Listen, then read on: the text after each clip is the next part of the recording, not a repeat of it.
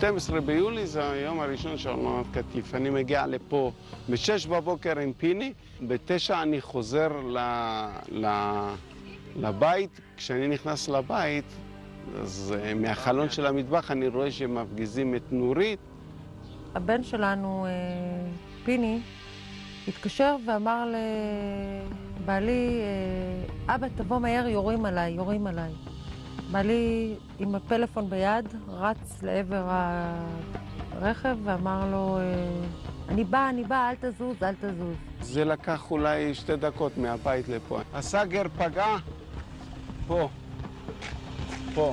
הסגר פגע פה, ואז הטיל קפץ איתה למעלה והזנב התפוצץ בפנים. ומהפיצוץ אני נפצעתי. כל הגוף שלי מראה רסיסים וזה לוהט. אני הולך, מחלץ את עצמי מפה בערך עד לסוף המטע, זה 100 מטר, וכשאני מסתכל אחורה אני רואה את הפצמ"רים נופלים מסביב לאוטו, ואני אומר רק שלא יקרה כלום לבן שלי. כל עולמי חרב באותו רגע.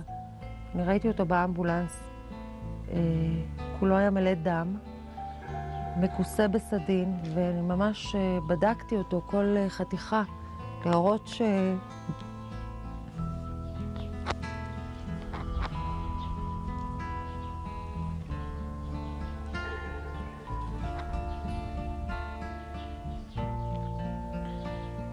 נורא קשה לי להיזכר.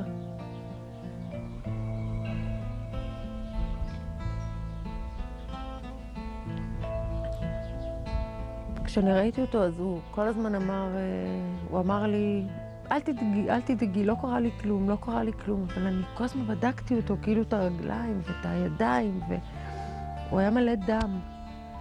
לא האמנתי, חשבתי לא יודעת, שבפציעה בבטן היו לו גזות על הבטן.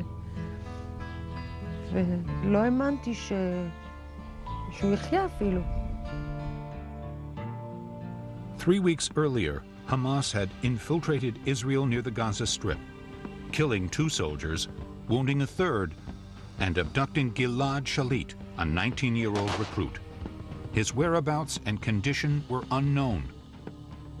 It put the entire country on edge. Everyone understood the need to prevent additional kidnappings. אנחנו מגיעים פנימה ממש לפני המוצב, מצטרף אלינו טנק. הוא מצטרף אלינו ועובר אותנו קצת אחרי זה פתאום יש פיצוץ אדיר, ענק, ממש גדול. אנחנו מתכופפים ומקווים ששום דבר לא יפגע בנו, שום חלק של הטנק. אבל אנחנו צריכים להישאר שם וצריך לשמור על החברים שלנו בעצם. שאנשים שלילה לפני זה ראית ושיחקת איתם, עכשיו צריך לשמור שהחיזבאללה לא יחטוף אותם.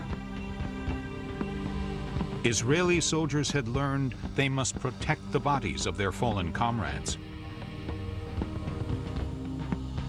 בסביבות 3 בצהריים נכנסו לפה קציני העיר והודיעו שאודי נהדר. ביקשו ממני שניתן DNA כדי לזהות את החיילים ההרוגים, לבדוק שאודי לא בין ההרוגים. הבנתי שאם רוצים DNA יש סיכוי שאודי לא בין החיילים החיים או החטופים. הלכתי לארון לבחור בגדים שחורים כי חששתי שיש לנו הלוויה.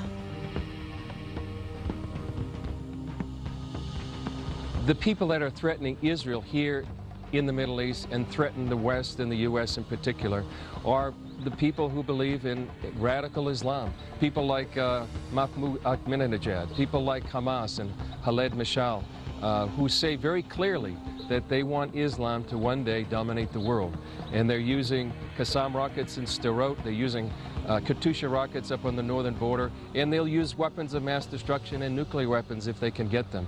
And so this is a very real threat that we all need to take very, very seriously. Hezbollah wants to bring about the destruction of the state of Israel. By the way, they say so very openly. I mean, you have rallies and tens of thousands stand in the squares and in the streets and shout death to Israel. When you speak about Hezbollah, you speak about Iran. If Iran is serious about changing the world, not just the Middle East, the world.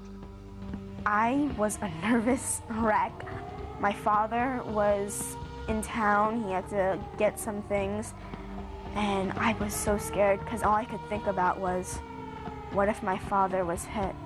It took about an hour for my father to finally get back to us, to the bomb shelter where we were. And I'm telling you, that was probably the longest hour of my entire life.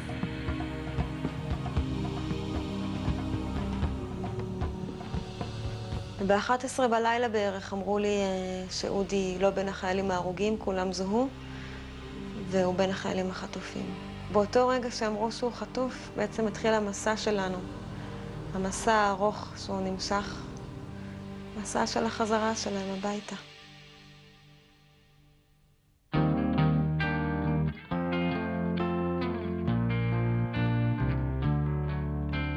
דוש הצרי היקר. הבשורה המרה תפסה אותי כשההורים שלך בדרום אפריקה, גדי בהודו, ואבא שלי ואחי בקנדה. תוך יומיים התאחדה כל המשפחה המצומצמת מכל קצוות העולם לבית של ההורים שלך. הבית מיד התמלא בבני משפחה והרבה חברים טובים. הכלב כאן איתי, והחתולות אצל סבתא מרים. הוא מתגעגע אליך מאוד. אנחנו פועלים כל הזמן סביב השעון כדי להחזיר אותך אלינו כמה שיותר מהר. קריאת ממך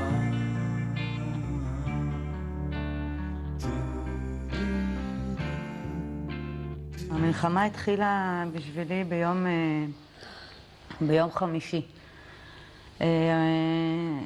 יום חמישי שנפל הטיל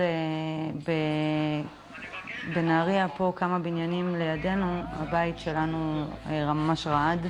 התקשרתי לשלומי מן הסתם, ואמרתי לו שיש נפילות פה בנהריה. אז הוא אמר לי, אל תדאגי, רק אל תצאי מהממ"ד, תישארו בחדר ויהיה בסדר. אני התאפקתי לא לבכות ליד הילדות והכל, ונסעתי להורים שלי. אתה נוסע ברחוב, קודם כל שיצאתי החוצה לאוטו, אז אתה רואה ממש כמו בסרט, כולם יורדים, אוניות, צעקות, יורדים עם תיקים, וממש כמו במלחמה, שבחיים לא חוויתי את זה קודם. My parents had decided that we're going to leave before anything gets worse. So we got on the road. I looked out the window and there was a car in front of us in flames, and it had been hit by a Katyusha rocket. And all I could think about was, imagine if we hadn't gone to the dining room to eat. Just those like 5, maybe 6 minutes that took, our car could have been the one in flames. And that's all I could think about as we were running. All we cared about was getting out of there. לא יכולתי להביא את הבן הגדול שלי איתי אליי הביתה, כי כל הגזרה כבר מופצצת. הבן שלי שם, ואני יודעת מה הולך להיות שם. אני יודעת ששם הולך להיות יותר מפחיד ממפחיד, כי גם החוויות שאני חוויתי במלחמת שלג בתור ילדה בקריית שמונה, אני לא הייתי בבניין, בבית באותו רגע שקיבלנו פגיעה ישירה במלחמת שלג, אבל אמא שלי כן הייתה. ולחשוב שהבן שלי באותו בית ובאותה סיטואציה, זה מביא אותך למצב שאת כאילו, את בוכה. במקביל יש לך גם כן אזעקות וירידות ונפילות של מטחים.